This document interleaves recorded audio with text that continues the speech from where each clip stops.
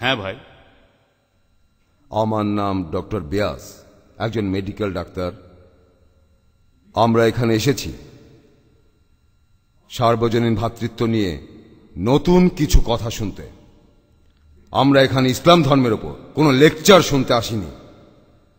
আমি এখানে আপনাকে অনুরোধ করব, আপনি বলুন এই পৃথিবীর ভ্রাতৃত্ববোধের কিছু কথা।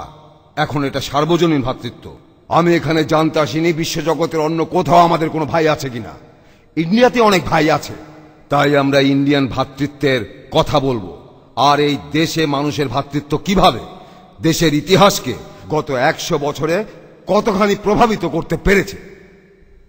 ভাই, আপনি খুব সুন্দর প্রশ্ন করেছেন, খুবই প্রাসঙ্গিক প্রশ্ন। তিনি বললেন যে আজকে তিনি এসেছেন সর্বজনীন ভ্রাতৃত্বের কথা শুনতে, আর আমি এখানে বলেছি শুধুমাত্র এই পৃথিবীর ভ্রাতৃত্বের কথা। আর এই পৃথিবীর বাইরেও কি কোনো ভ্রাতৃত্ব আছে? আপনি একজন ডাক্তার, আলহামদুলিল্লাহ। আর আমার লেকচার যদি শোনেন, যদি আপনি একটু মন দিয়ে শোনেন, আমি বলেছি আমরা এক সর্বশক্তিমান ঈশ্বরে বিশ্বাস করি, যিনি এই পৃথিবী সমূহের প্রতিপালক, রাব্বুল আলামিন। পৃথিবী সমূহের প্রতিপালক অর্থাৎ বিশ্বজগতের প্রতিপালক আমাদের এই পৃথিবী সহ। এই ভ্রাতৃত্বটা হলো বিশ্বজগতের, পৃথিবীর অথবা ইন্ডিয়া। আপনি কি বলেন? হ্যাঁ ভাই, ঠিক আছে, আগে উত্তরটা শোনেন। এক এক করে আমি আপনাদের সবার প্রশ্নের উত্তর দিয়ে দেব। আগে এই উত্তরটা দিয়ে তারপরে আপনার প্রশ্নে আসছি। সমস্যা না, আমি এখানে আছি, আপনাদের সবার প্রশ্নের উত্তর দেবো ইনশাআল্লাহ। প্রথমে এই ভদ্রলোকের উত্তর দেই। তিনি যে প্রশ্ন করেছেন সেটার উত্তর আগে দেই। তিনি আমার কাছে ভ্রাতৃত্ব সম্পর্কে জানতে চেয়েছেন। আর সর্বজনীন ভ্রাতৃত্ব শুধুমাত্র এই পৃথিবীর ভ্রাতৃত্বকেই বোঝায় না। আর পবিত্র কোরআনের কথা অনুযায়ী সূরা আল শুরার 29 নম্বর আয়াতে উল্লেখ আছে যে আল্লাহ সুবহানাহু ওয়া তাআলা এই আকাশমণ্ডলী আর পৃথিবী সৃষ্টি করেছেন আর সেখানে জীবজন্তু ছড়িয়ে দিয়েছেন। তার অর্থ পবিত্র কোরআন বলছে যে এই পৃথিবী ছাড়াও এই বিশ্বজগতে অনেক প্রাণী আছে। পৃথিবী ছাড়া অন্য গ্রহেও প্রাণী আছে। বিজ্ঞান এখনো এটা প্রমাণ করতে পারেনি যে পৃথিবীর বাইরেও আরো জীবন আছে।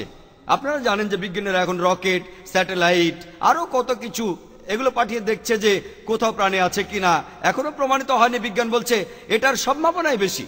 তবে কোরআন বলছে এই পৃথিবীর বাইরেও প্রাণ আছে। আমরাও এটা বিশ্বাস করি। সর্বজনীন ভ্রাতৃত্ব শুধুমাত্র এই পৃথিবীর জন্য নয়, এটা অন্যান্য সমস্ত পৃথিবীর জন্য। আর আপনি ঠিকই বলেছেন, এই ভ্রাতৃত্ব ইন্ডিয়ার জন্য, পুরো পৃথিবীর জন্য। আর এই ভ্রাতৃত্ব বজায় রাখার জন্য যদি আমার লেকচার শুনে থাকেন তাহলে সেগুলো আমি বলবো না।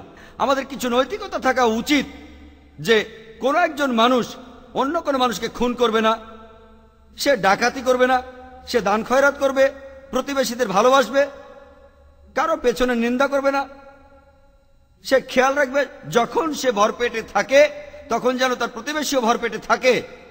সে খেয়াল রাখবে সে যেন মদ পান না করে। মাদকদ্রব্য সর্বজনীন ভ্রাতৃত্বকে ছড়ানোর পথে একটা বাধা। পেছন থেকে নিন্দা করবে না, সে কারো নিন্দা করবে না। আর এভাবে কাজ করলে সর্বজনীন ভ্রাতৃত্ব শুধুমাত্র ইন্ডিয়ায় নয়, শুধু এই পৃথিবীতেই নয়, পুরো বিশ্বজগতে বিরাজ করবে। হতে পারে যে আপনি আমার পুরো লেকচার মন দিয়ে শোনেননি।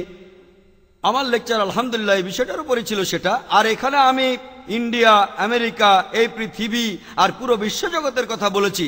আর এটা শুধু তখনই বিরাজ করবে যদি সব ধর্মের অনুসারীরা বিশ্বাস করা শুরু করে যে সৃষ্টিকর্তা, পুরো মানবজাতির স্রষ্টা, সকল প্রাণীর স্রষ্টা, হোক সেটা ইন্ডিয়ায়, হোক আমেরিকায় অথবা পৃথিবীর বাইরে, আমাদের সৃষ্টিকর্তা কেবলমাত্র একজনই। আর প্রত্যেকটা ধর্মেই আসলে বলে থাকে একজন সৃষ্টিকর্তার কথা, যেটা আমি আগেই খুলে বলেছি। ঈশ্বরের ধারণা সম্পর্কে বিস্তারিত জানার জন্য আমি একটা লেকচার দিয়েছি প্রধান ধর্মগুলোতে ঈশ্বরের ধারণা। এখানে অন্যান্য ধর্মে ঈশ্বরের ধারণা সম্পর্কে বিস্তারিত বলা হয়েছে, যেমন শিখ ধর্ম আর পার্সি ধর্ম ইত্যাদি।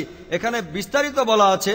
যদি আপনি আরো বিস্তারিত জানতে চান কিভাবে ভ্রাতৃত্ব বজায় থাকবে, আপনারা আমার এই ভিডিও ক্যাসেটটা কিনে নিয়ে গিয়ে দেখতে পারেন। এই ক্যাসেটটা বাইরে যে কোনো ভিডিও দোকানে পাবেন।